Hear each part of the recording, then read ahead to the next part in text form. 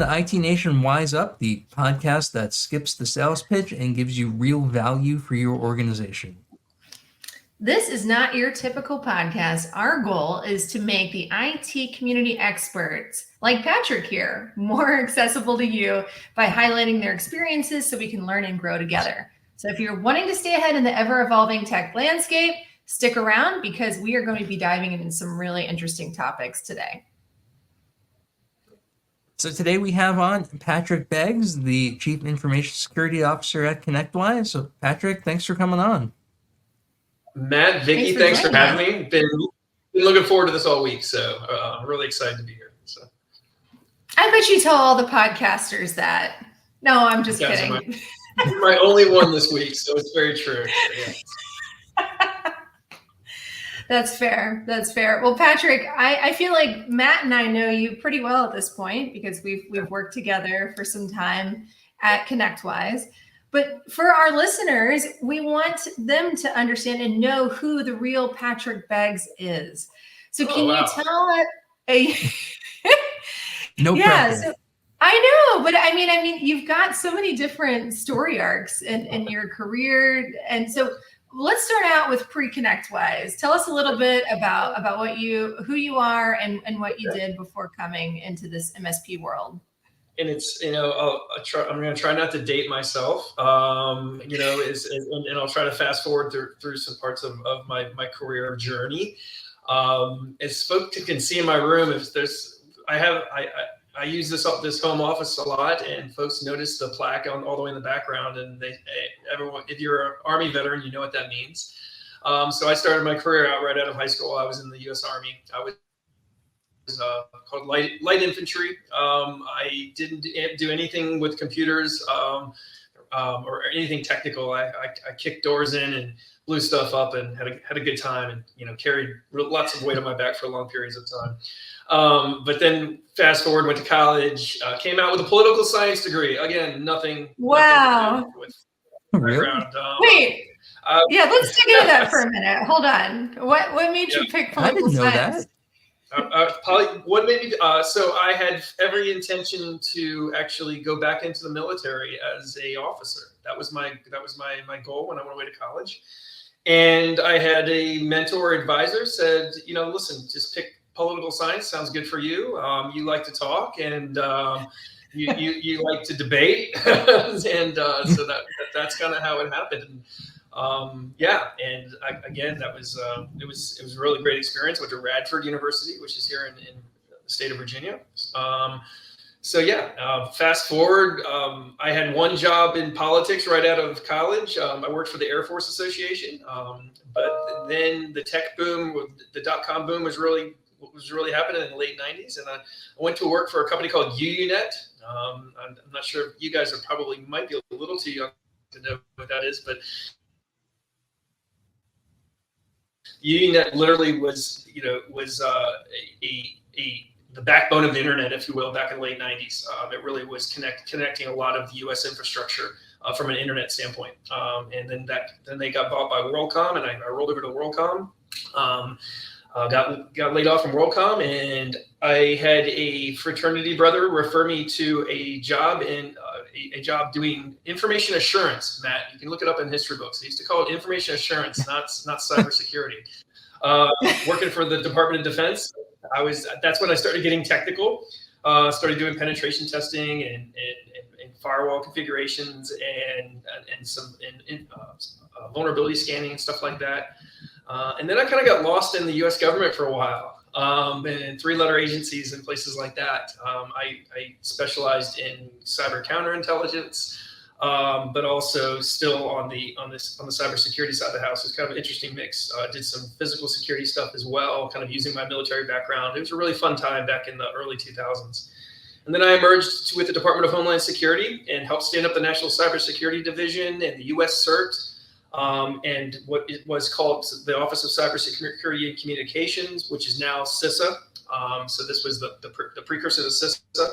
I ran teams that would go out and do assessments of U.S. critical infrastructure, and a lot of those companies that we would go out and do assessments on were MSPs, actually, believe it or not. I didn't know it at the time, in a sense. I didn't know really the relationship at the time, and I didn't have appreciation for it until I got here at ConnectWise. But a lot of the folks that ran the IT systems for power plants and water treatment plants and malls and nuclear power plants and things like that were MSPs. So it's kind of a full circle. Fast forward, I left the U.S. government in 2012, went to work for Bank of America, and I had a number of leadership positions there, from security operations, incident response. I built their insider threat. Spent some time at AWS. Really great experience. Learned a lot there. And then AIG, and before ConnectWise, a company called Cognizant, and I was the deputy CISO there, ran all their global cyber operations, and arrived in ConnectWise 2.5, almost 3 years ago, and it's been amazing ever since. So.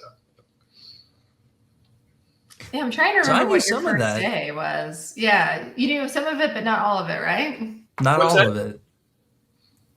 Yeah, no, I was just gonna say you started. I can't remember when you started. You started around the time of an event, though. There was some event going on. So my first day on the job was Jason. I was in Tampa. It was February of 2022, and Jason McGee took me to basically threw me to the wolves of the cybersecurity product, the product council for cybersecurity. And I got to meet all the MSP geek personalities, and basically he put me in front of them. I think it was just an extended interview, even though I'd started. I got to meet Jason Slagle and that crew, and they were awesome. They rolled up their sleeves, and they basically threw a lot of good stuff at me, and I think I threw some stuff back at them, and bonded with them on that first week. That was my first week on the job. Jason McGee likes to tell that story. He says, we threw him to the wolves, see if he can survive. So. No kidding. That's right off the deep end. That's a tough crowd. Bring it. It's all good. So no, understanding and that, but you couldn't have asked for better timing. Was understanding our stakeholders, right, and our product council members, right, that and getting introduced to them, but also some of the more hardcore technical folks, and understanding the owner-operator perspective of MSPs and how critical the things that ConnectWise does is for their livelihood, for their businesses. That hit me right in the face, first day on the job, in person, right? And first, in a first-person voice. So that was great. That is really cool. So, okay, so you got thrown to the wolves your first day at ConnectWise. Yep. What has your experience been since you've been here? 3.5 years in, Patrick, tell us, what are your thoughts about this community? It's been a wild and great ride so far. And I could say, going on 3 years here, even though in that time, seeing how we've grown as a company, how we have matured, they brought me in for a maturity journey for the InfoSec world at ConnectWise, of what I manage. And it was right sized for the size of the company that ConnectWise was, probably a few years before I got here, but it needed some growth. So I got to bring in a lot of best practices and kind of thought leadership of how I operated and how I've seen things operated at very mature companies like AWS and Bank of America, and some perspective from the government as well. But I wasn't also trying to force those into this world, right? I was just kind of leaning on some of that, some of those capabilities. I always talk about some of the proactive capabilities we've built here, right? You need to be able to test yourself before somebody else tests you, without you knowing it, right? So building up some of those capabilities, but also refining some of the, the processes and the technologies, and, bringing in a few new folks as well, and enabling some legacy folks as well. So that's kind of, where we're at now. We're really right sized now. My organization, I like the fit, for lack of better terms, right now. So now we're doing a lot of tweaking, right? And that's what you should always be doing. You should be tweaking and tightening things up, but also giving yourself the flexibility to adjust for new and unknown things that come at us. So you're talking about growing and maturing a cybersecurity program in an organization, and many of the MSPs out there are starting to do that either internally if they're growing, or maybe for their clients. One of the things that always comes up is we're a bunch of techs, right? We're a bunch of nerds, and talking about cybersecurity and talking about risks. How do you make that translation from the security side, right? The ones and zeros, the vulns, the potential threats. How do you translate that to something actionable for the business in terms of decision making, or so that the board of directors or the executive team has a real understanding of what risk is, or how to approach it? So I mean, it's a great question, Matt, because I report to a cybersecurity committee of the board of directors of ConnectWise. So it's kind of, I have several bosses in a sense. And I have to report to them on a quarterly basis, and I have to talk about where our risks reside. I have to talk about return on investments in dollars that you spend on people, process, technology. That's an important thing that MSP should probably consider as well, right? And folks aren't, they're not like big banks and dynamic, tech companies like AWS. Every penny counts, right? And so really doing a full risk assessment of your environment, it doesn't have to be an exhaustive effort, right? But that I always tell people about the 4-block, the heat map, right? And understanding where your risks are on the heat map, and then applying people, process, technologies, which equates to dollars, right? And then assessing yourselves on a monthly or quarterly basis, and you have to see how you can drop those circles in that heat map, to a cooler quadrant, if you will, right? And that is how I do it internally and report, to our board. But you also have to have a lot of different eyes and voices on your risk. You can't just, Patrick's organization can't be the ones setting the risk. We have a executive risk committee here at ConnectWise that talks about the different risks, across the company, right? And that we have to balance business with security, right? It can't just be draconian. Security says this, and you have to do it. Well, if it's not right for the business, or if it impedes, capabilities and progress, right? We have to be flexible. So we bring those voices and those views and that leadership into it as well, and that's how we push that forward. So. Right. You don't have to mitigate in fact, you can't mitigate every risk, or you wouldn't get any business done. Exactly. It's a balancing act, right? You have to understand we do a risk-based vulnerability approach here. Not all vulnerabilities and risks are created equal, right? So if we have something that we know is could be, a bad day for everybody, but what is the likelihood of exploitation? Do we have compensating controls if we don't have an exact fix for that risk, et cetera, right? How hard can we make it for a bad actor to exploit that issue, right? It's not all just one, it's not all binary in a sense of, oh, you have a risk, you can just do this to it, right? It's really is three-dimensional. So. You mentioned something that I think is really important for someone watching this to understand, and that is, you talked about the heat map and the quadrants, and I know you're a government guy, but I always bag on the NIST guide to risk assessments. Like, if you open this thing, and you're like a 10-person MSP, you open this thing and you're just overwhelmed with how much paperwork and like all this stuff, right? Just getting some kind of qualitative risk analysis is so much more important than like going through that entire massive procedure. It goes, and you're right, man. It's economy to scale, right? You have to understand the resources you have. You have to really, the right fit. You're not going to buy again, you're not going to get anything. You have to really find the right thing for your environment, the right assessment. There's so many great frameworks out there that can be tailored for the small, medium businesses for sure. So yeah, then the CSF framework can be very daunting for, say, a 100-person or a 50-person MSP, right? And you're going to be checking a lot of boxes that just don't apply. Right. So yeah. I think maybe it's something we should talk about in future, right? I think we should maybe get some heads together and really maybe come up with, maybe a really tailored type of risk assessment for MSPs, right? Maybe we can get some of our folks together and start saying, hey, it's on my project list. I'm going to pull you into that. Awesome. Yeah, let's talk about some of the control areas. So Matt and I are going to geek out a little bit, Vicky. Sorry, but what are the control areas specific to MSPs that we can do? I think we should probably, and maybe once we put our heads together, we can have another one of these sessions on that. So. Yeah, for sure. Right. The biggest thing is that they're different in that, their own data is valuable, but really the value at MSPs is the access they have to their clients. Yeah. And that's what you have to, I've used the example on stage that I don't want to say I don't care if my HR system or email system gets compromised as an MSP, but I care a lot less about that than if my access to clients gets compromised. The critical assets, identification and protection, right? It goes, Yeah.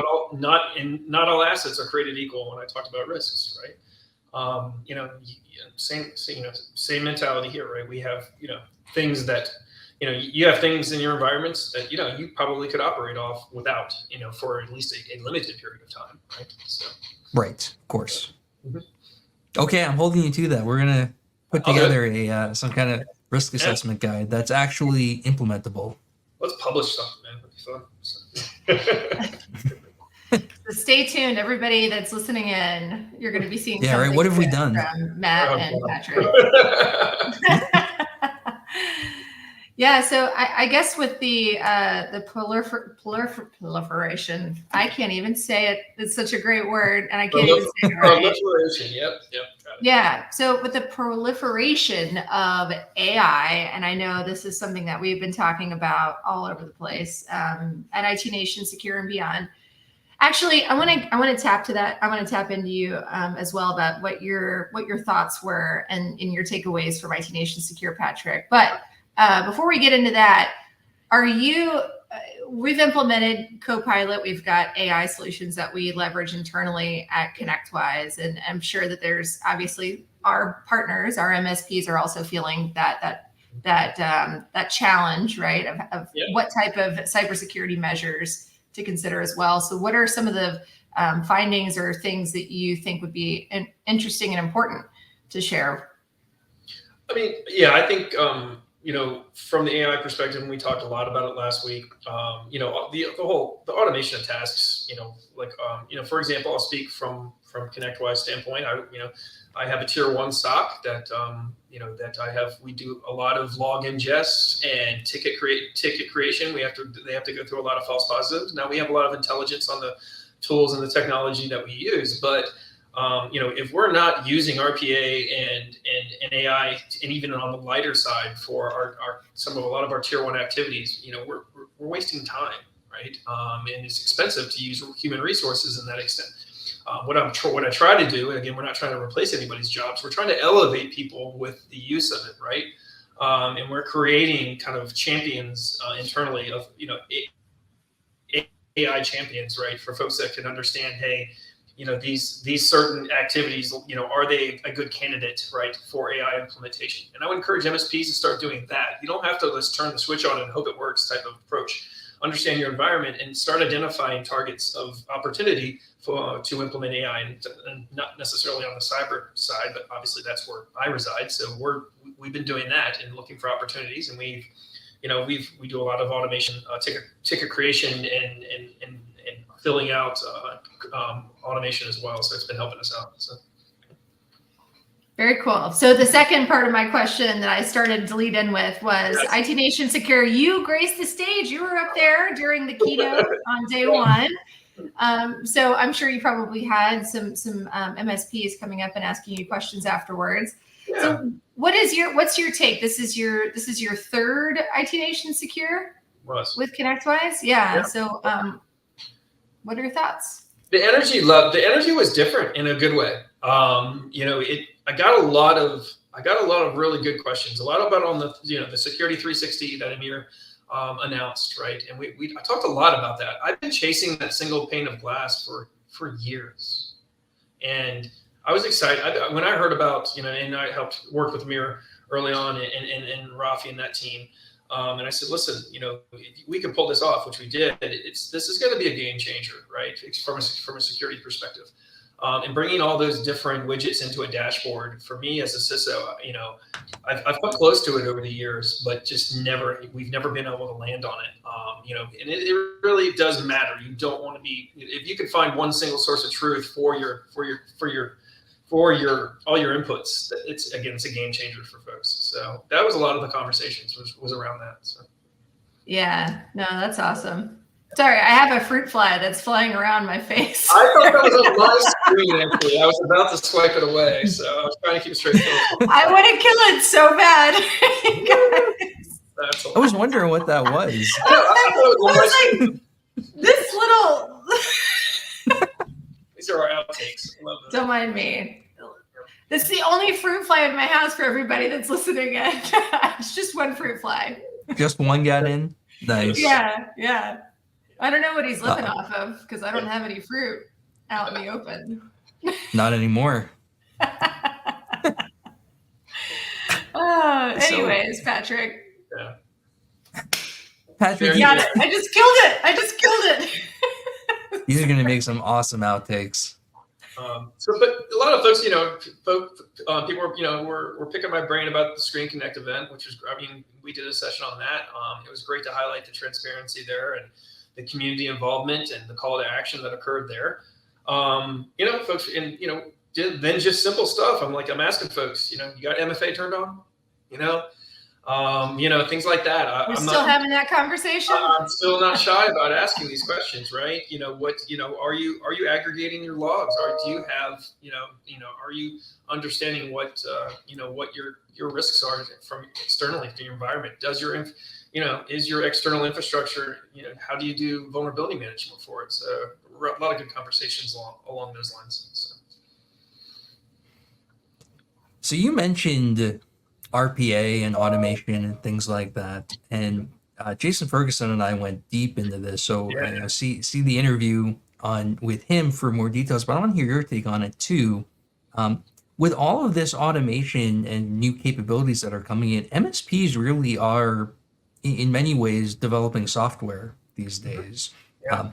What should they be thinking about? What should they be doing as far as trying to do that securely and keeping an eye towards security, realizing that as opposed to, what they were doing before, which was likely nothing? Just even the basics, implementing, if they're not already, implementing the basics of SDLC, right? As you said, they're making software, but they have to do it securely, right? Again, everyone has different maturity levels and different budgets and things like that. I totally get it. There's a lot of open source and really cheap, capabilities out there from an SDLC standpoint, but also just, folks understanding, where are they getting their code from? Where are they repurposing their code from? And understanding, what goes into baking things in versus, I always say bake it into the cupcake versus the icing on top, right? It's going to save you a lot of pain and money down the road if you can. I totally understand from a maturity standpoint, there's a vast spectrum. But just having that in mind with your developers and training, giving your developers just some 1.0, 2.0 train, SDLC training, or just staying aware with them. Fish testing your developers is also important. Let's test those folks. See if they're the ones that click on fish tests. Those are really important people to test. Things like that. I can't say that enough. I'll talk about that a lot. So yeah. That's interesting. So maybe. Mm-hmm. I was just going to say, we've seen obviously a lot of MSPs that have gone on to develop their own software companies. And in fact, a lot of successful software companies in our channel were started by MSPs for MSPs. Mm-hmm. And what you're talking to, Patrick, makes so much sense. I feel like, so working on the ecosystem side of ConnectWise, we have a certified integrator program that we try to tell everybody about because it's so important. We take a look at, when we're exploring potential integrations into our own solutions, which are also very powerful tools that MSPs leverage to protect their clients, RMM solutions and so forth. Even Screen Connect. We want to make sure that we're keeping our community safe by checking under the hood. We leverage a third party for that, by the way. We don't want to look at another vendor's IP or anything like that. But it's something that we're constantly having that conversation with vendors with as well, right? And trying to justify the sense of urgency of why we do it. And so that's another great point. And even if it's a dual-headed role, do you have someone in your MSP that is responsible for the security of your digital infrastructure, right? Even if it's a third hat that they wear, right? I get it. A lot of the small organizations, they have resource constraints. But if you don't have someone thinking about it in your company, you're behind the curve for sure, and you're definitely putting their customers at risk. So I always have that conversation as well. Like, who's your POC? I'll talk to them any day. That's that kind of we have folks that would be very willing to to collaborate, give some best practices. Again, we have with ConnectWise, with university, there's tons of resources out there for folks that are growing and building out, and there's so many good templates out there. But also AI has been a game changer for building security shops. It's need to write a data privacy policy. Okay, it literally what took you days it's amazing. A lot of folks don't like doing that. So there's lots of opportunities. Yeah, for sure. And I think you just hit the nail on the head, which is just acknowledging that you do have somebody wearing the CISO hat, even if nobody has the title in the shop, right? Yeah. And you're writing software, even if it's just RPAs or scripts. Like, just get yourself in that mindset is so huge, and then to think about how to do it securely. Yeah, and you don't want to react when things go bad, because if no one's wearing that hat, guess who's going to get tagged with that? It's going to be the CEO of the company, right? So somebody's going to have to be responsible for it if something bad goes down, which again, we don't want that to happen. So you unintentionally led into my next line of questioning, which is, as a cybersecurity professional, as somebody in an MSP who's wearing that hat, how do you communicate with either your internal staff or clients? I know some orgs are big enough that they have separate divisions for this, but how do you translate your cyber risks into like day-to-day operational things? How do you make that, like, this is what could happen from a business operation standpoint from these rather vague risks sometimes? Like, the ransomware case is obvious, but some are much less so, much more subtle. I use a lot of analogies, that's for sure. I really do try to break it down to things that relate to it. And a lot of times it's know your audience, right?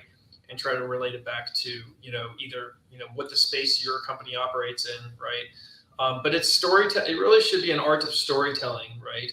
And it comes down to, how can this affect our bottom line, but not necessarily from a monetary standpoint, reputationally as well.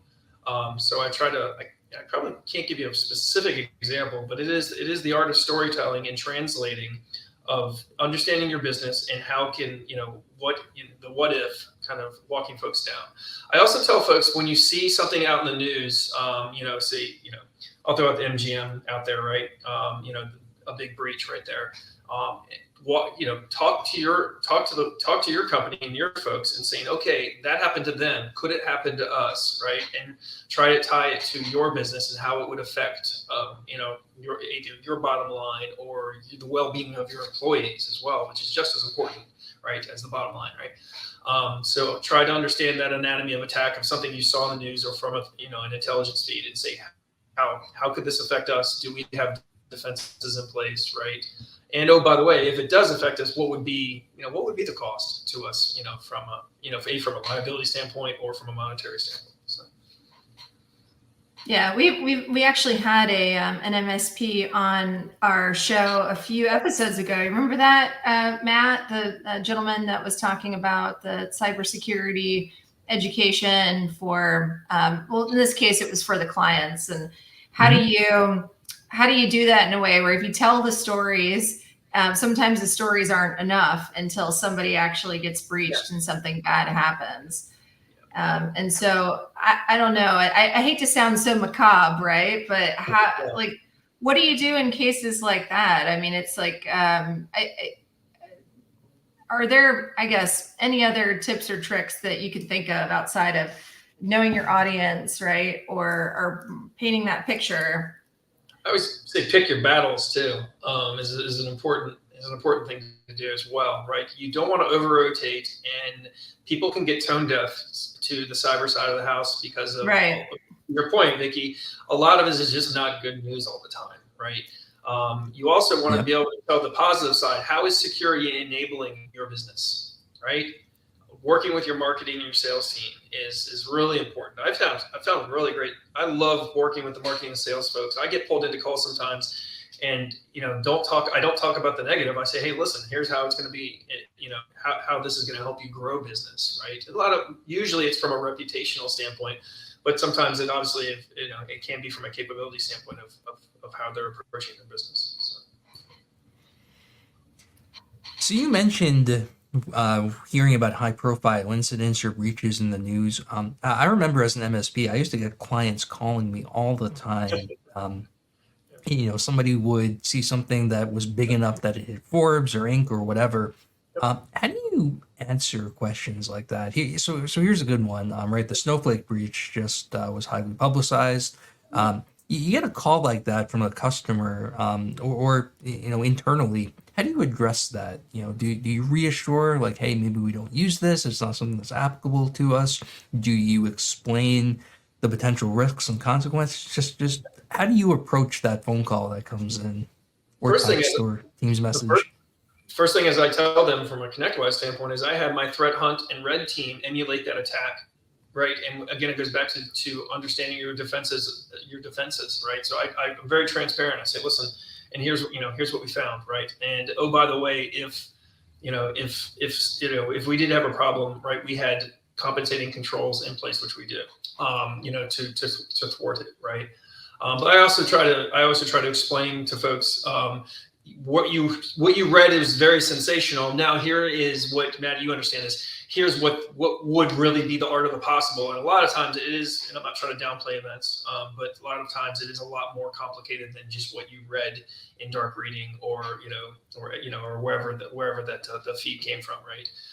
And I try to say, hey, listen, that's, it was bad for that organization, but it wouldn't necessarily be as relevant for say somebody their size. So try to give more color and more context to it versus what they just read in a headline or a LinkedIn post. So you're trying to tie the exposure to it, right? The potential that this can actually be exploited for that organization. Or it would take intimate knowledge. Like some of these would say, what they don't tell you is, it took a lot of intimate knowledge. And it also, by the way, perhaps there was no MFA in place. There was no, this was a completely exposed piece of infrastructure that should never have been in that standpoint. So again, know your infrastructure, know your attack surface. It's 3/4 of the battle. It really is. Right? Like, how often are we seeing, a flaw in vSphere console if vSphere is exposed to the internet, or like HPILO or DRAC or something on Dell, right?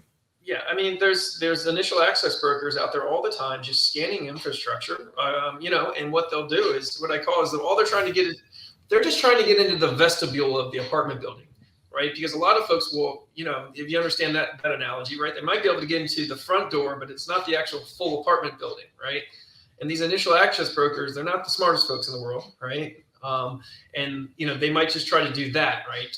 And obviously then sell that access off to a bigger cyber criminal organization, right? But know your environment, know if you're being scanned, and understand there's this spring there was a lot of brute force password spray attacks on external infrastructure that a lot of people were seeing, and understand, really, how does that equate? What would you do if you saw that in your environment, right? Is your password complexity enough? Do you have, what is your external infrastructure? Do you have MFA again back in place, right? It's great that they're doing a password brute force, but if they don't have 2 factors, it doesn't matter. They're not getting there anyways. Right. Right. So those types of things I try to have conversations about. So I have a follow-up to that. You talked about how the community, right? The community was seeing this. Like, what are some ways that this community can get really connected in and really understand what's happening outside of looking at the headlines or, setting up Google alerts for certain things? It's building relationships and talking to each other, utilizing resources. Like obviously we have our trust site. We try to stay relevant. Our CT, our cyber threat unit, obviously is a good source, but places like MSP Geek, very active conversations there, right? For owners and operators, and there's different channels within that specific to environment, unique environments. So don't be afraid to get involved into a lot of these affinity organizations. And Matt, I know you know all of them, right? And I think we need to kind of make sure we put those out there. We assume folks know about them, right? Right. I think it's important to talk. Yeah. I think it's good to hit refresh we got to refresh more on that and letting folks know of where these Yeah. resources are, because I know for a fact, I've been there, where sometimes you just feel like you're in a bubble and there's no one you can talk to, or you don't know where to go. And we all three of us know that there are places for people to go.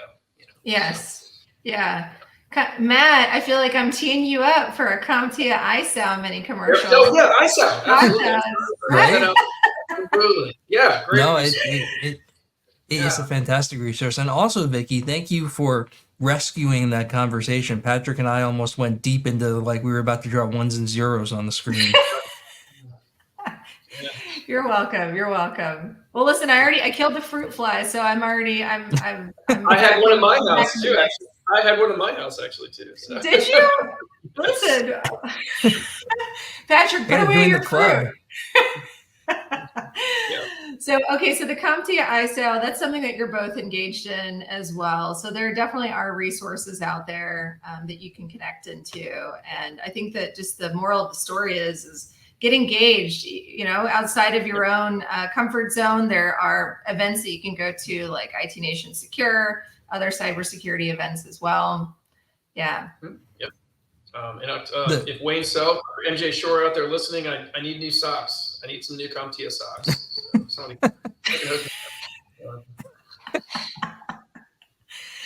They do have nice socks.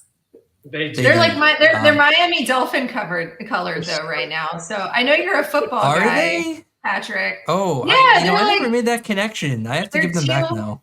Teal and orange, like bright orange. I have my Philadelphia Eagles socks. Maybe I'll wear those on stage at IT Nation. Well, so maybe this is a good route to kind of end on with Patrick. Patrick, we've talked a lot about your experience and your career arc and all of the great stuff that you're doing for the MSP community. Tell us a little bit about Patrick at home. Tell us about your personal life a little bit. So, your passwords no, I'm just kidding. Oh my gosh. I'm a single dad to two very, very just amazing young men. I have actually, as of today, he is now a senior in high school, who is a aspiring college football player. We're going through the recruitment process right now, and that's a whole another webinar all on its own. I have my oldest finished his freshman year in college. He's a communications and marketing major. He is aspiring to be a professional wrestler, WWE. Whoa! Nice. I know that sounds crazy, but he works hard. He's a power lifter as well. He's wow. He's amazing. So lots going on. It's a lot of protein in this house. Let's leave that. A lot of protein, a lot of eggs. Yeah. If you're ever on a call with me, you see Miss Liberty, my Weimaraner, my dog, and she's always around as well. So they keep me pretty busy. So other than that, I like to exercise. I like to go on my hikes. Pretty normal life. So. That's very cool. I didn't realize how intense the wrestling exercise regimen is until I saw the movie Iron Claw this weekend, which is really sad if you haven't seen it yet. Yeah, really. It's a very sad story. Not even heard of it. But Matt, watch it tonight. Iron Claw. It is. All right, it's on the list. Yeah, all right. Zac Efron made me cry. Because he's a pretty good actor. I mean, he's come a long way since the High School Musical days. I'm actually going to see a professional wrestling match next week with my oldest. So here in Northern Virginia. Are you excited for that? Yeah, got to embrace it, right? You got to support him. So you got to support your kids' hobbies for sure. So yeah. That is really cool. I love that. See, I learned something new about you too today, Patrick. Yeah, me too. Matt, do we have any other questions we want to ask Patrick? We do, of course. We always have the last question we have to ask every guest. Okay. The last question. Are you ready? Yeah. Oh, he's ready. Let's do it. So we call it the habit question. And the question is, if you could give our viewers, our listeners, one habit that they should either start doing or one habit that they should break, what is it? If you're not already doing it, start doing it. Talk to as many people in your organization in your direct organization as you can on a daily basis, right? Even if it's how was your weekend, or what are you excited to work on today? simple questions like that, you're going to get amazed on the answers you get. I know that sounds trivial or like, oh, everyone does it, but do you really? I got that from a retired general I used to work for, would walk around a very large office building every day physically and do that, right? We work in a virtual environment, most of us, so do the same thing. I would say that in the inverse, the breaking of the habit is breaking habit of not talking to folks, and is talk to folks outside of your organization if you're not doing that, right? So break that habit would be my advice. So, those are really good pieces of advice. Just make connections. You'd be surprised. It goes a long way. You never know what kind of day someone's having, and you're just saying hi.